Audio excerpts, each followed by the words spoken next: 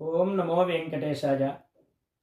సమస్త చరాచర జగత్తుని కూడా జాగ్రత్త స్వప్న సుషుప్తి అవస్థలందు జాగరూకతతో పరిరక్షించే జగన్నాథుణ్ణి మనం మేలుకొల్పడమా అనంటే, మనం చేసే ప్రతి ఉపచారాల్లోనూ అర్చనలు, పూజలు, కీర్తనలు, సంకీర్తనలు, భజనలు, ప్రతి వాటిల్లోనూ కూడా మనం భక్తిని చాటుకోవడమే ముఖ్య ఉద్దేశ్యం. భగవత్ తత్వాన్ని గ్రహించాలి, మనం భక్తి తత్వాన్ని పెంచుకోవాలి. అదే ప్రధాన లక్ష్యం. ఈరోజు 5వ శ్లోకాన్ని చెప్పుకుందాం.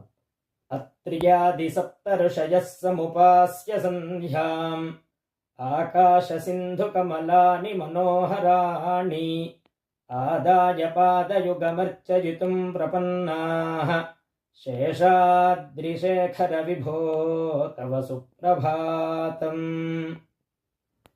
అత్రి మొదలగు సప్త మహర్షులు, అత్రి మహర్షి, కశ్యప మహర్షి, భరద్వాజ మహర్షి, విశ్వామిత్ర మహర్షి, గౌతమ మహర్షి, వశిష్ఠ మహర్షి, జమదగ్ని మహర్షి, వీరు 7 సప్త ఋషులు.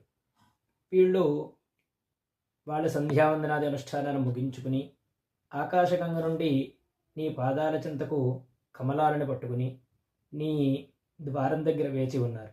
ఓ శేషశీలాధిపతి, నీకు సుప్రభాతమగుగాక. స్వస్తి.